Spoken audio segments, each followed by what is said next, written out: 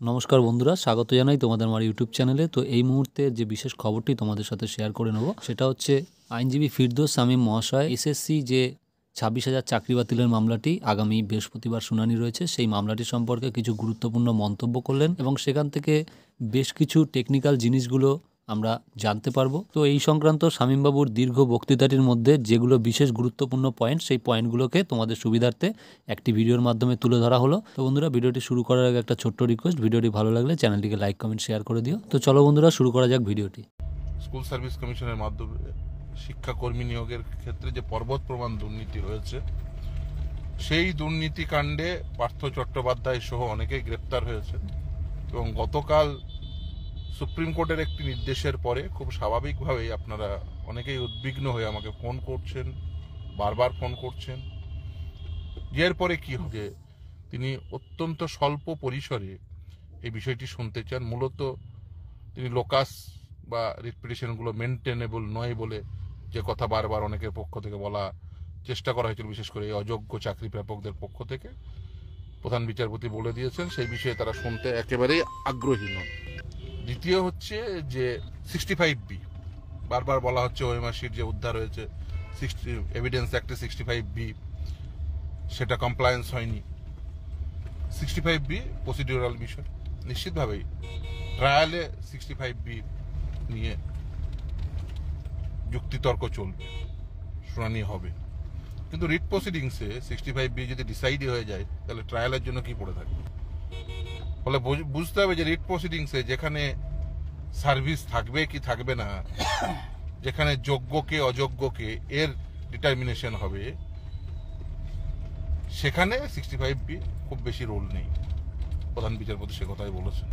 তাহলে পড়ে থাকলো কি, যে কতজন বাতিল হবে, এবং আমি আশা করছি যে নিশ্চিতভাবেই চাকরি বাতিল হবে, যারা অযোগ্য তাদের চাকরি বাতিল হবে। কিন্তু আমি উদ্বিগ্ন আছি, তার কারণ আমি মনে করি না যে গোটা এই লিস্টে সকলেই অযোগ্য। নিশ্চিতভাবে অনেকেই যোগ্য রয়েছেন, কিন্তু স্কুল সার্ভিস কমিশন এবং রাজ্য সরকার তারা আগিয়ে এসে বলছে না যে কোন কারা কারা যোগ্য কারা কারা অযোগ্য। আমি আপনি এটা ডিটারমিন করতে পারবো না। কারা ডিটারমিন করতে পারবে? দুইভাবে ডিটারমিন হতে পারে। এক, স্কুল সার্ভিস কমিশন যারা রেকমেন্ডেটরি অথরিটি, তারা ডিটারমিন করে দিল যে এরা এরা যোগ্য, এরা এরা যোগ্য, নাহলে রাজ্য সরকার। অথবা আর একটা পদ্ধতি আছে, সেটা হচ্ছে কার কার কাছ থেকে এরা টাকা নিয়েছে সেই লিস্টটা দিয়ে দিলে পুরো বিষয়টি পরিষ্কার হয়ে যায়। সেটা যদি না হয়, আমাদের দেশের যে প্রতিষ্ঠিত আইন সেটা হলো যোগ্য এবং অযোগ্যদের যদি প্রকারভেদ না করা যায়, কে যোগ্য কে অযোগ্য, সেটা যদি সেপারেট না করা যায়, পৃথকীকরণ যদি করা সম্ভব না হয়, তাহলে কিন্তু গোটা লিস্ট বাতিল হয়, যেটা কলকাতা হাইকোর্টে হয়েছে। এখন যদি রাজ্য সরকার বা এসএসসি তারা যদি এই যোগ্য এবং অযোগ্যের প্রকারভেদটি বা পৃথকীকরণটি না করে দেয়, এর দায় কিন্তু রাজ্য সরকারকে এবং স্কুল সার্ভিস কমিশনকে নিতে হবে।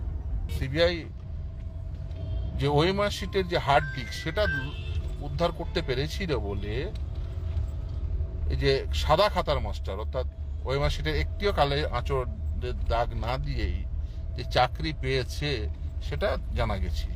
আমরা সেই সময় খুব যথার্থভাবে যেহেতু বুঝতে পেরেছিলাম যে রাজ্য সরকারের সর্বোচ্চ পর্যায়ের মানুষজন এখানে যুক্ত, ইললিগালি 5 সদস্যের কমিটি তৈরি করা থেকে শুরু করে চাকরি দেওয়া, এই পুরো বিষয়টি রাজ্য সরকারের একেবারে সর্বোচ্চ মাথা, স্কুল সার্ভিস কমিশনের একাধিক আধিকারিক, কর্মী, শাসক দলের একাধিক কর্মী নেতৃবৃন্দ তারা যুক্ত। তখন আমরা খুব সঙ্গত কারণে বুঝেছিলাম যে রাজ্য সরকারের পুলিশ দিয়ে এই তদন্ত করলে এই তদন্ত বেশি দূর আগাবে না। অনেকেই বলছেন যে ও তো বেল পেয়ে যাচ্ছে, তাহলে কেন তখন সিবিআই চেয়েছিলেন? আরে ভাই, যদি কলকাতা পুলিশ তদন্ত করতো তার পার্থচার্য যে জেলে যেত বলে আপনার মনে হয় নাকি? একেবারেই না। মানিক ভট্টাচার্য জেলে যেত না? একদম না, উল্টে হয়তো রেওয়ার্ডেড হতো। এখন তদন্ত খুব স্বাভাবিকভাবেই তদন্ত তো করতে হবে। তদন্ত আমাদের দেশে কেন্দ্রের তদন্তকারী সংস্থা হয় বা রাজ্যের তদন্তকারী সংস্থা। কেন্দ্রের তদন্তকারী সংস্থা সিবিআই, রাজ্যের তদন্তকারী সংস্থা কলকাতা পুলিশ, রাজ্য পুলিশ, সিআইডি। এখন এদের পরিচালনা করে মূলত এক্সিকিউটিভরা। এবার এক্সিকিউটিভ দু প্রকার, পলিটিক্যাল এক্সিকিউটিভ এবং permanent executive. IPS officer permanent executive, মন্ত্রী পলিটিক্যাল এক্সিকিউটিভ। মূলত এই পলিটিক্যাল এক্সিকিউটিভরাই মূলত পরিচালনা করে। বেল পাওয়া মানে তিনি যে নির্দোষ প্রমাণিত হয়েছেন তা কিন্তু নয়। বেল পাওয়ার অর্থ হলো যে বেসিক্যালি এখনো পর্যন্ত চার্জ ফ্রেম হয়নি, ট্রায়াল সম্পূর্ণ হয়নি। একজন মানুষকে তো আদে অনন্তকাল জেলে রাখতে পারেন না। ওই বলবে যে ধরো 20 লাখ দিয়েছো, এত সালে দিয়েছিল এত তারিখে, 18% হারে ইন্টারেস্ট সহ ফেরত নিয়ে নিও। আর যদি না দেয়, কেউ ঝাড়বাতি লাগিয়েছে, কেউ 5 তলা 6 তলা সব শান্তির সব নিকেতন বানিয়েছে, টাকা তোমাদের চাকরি যাবেই। এমনি যেদিন থেকে ওই স্টে অর্ডার আছে সেদিন থেকে এমনি বেতন ফেরত দিতে হবে। তো বন্ধুরা, উক্ত ভিডিওটিতে আপনারা দেখলেন যে সেগ্রিগেশন করার যে উপায়গুলো তিনি বললেন সেগুলো, এবং তার পাশাপাশি পার্থর জামিন প্রসঙ্গে তিনি কি বলেছেন সেটাও আপনারা শুনলেন, এবং যারা দোষী প্রমাণিত হবেন তাদের কি সাজা হতে পারে সেই বিষয়টাও কিন্তু তিনি বলেছেন। উক্ত ভিডিওতে তিনি আরও বিস্তারিতভাবে বলেছেন, তবে আমি শুধু গুরুত্বপূর্ণ পয়েন্টগুলো এই ভিডিওতে তুলে ধরলাম। তো বন্ধুরা, ভিডিওটি ভালো লাগলে আরেকবার চ্যানেলটিকে লাইক, কমেন্ট, শেয়ার করার অনুরোধ রইল আপনাদের কাছে। তো দেখা হচ্ছে আবার পরের ভিডিওতে। সবাই ভালো থাকবেন, ধন্যবাদ।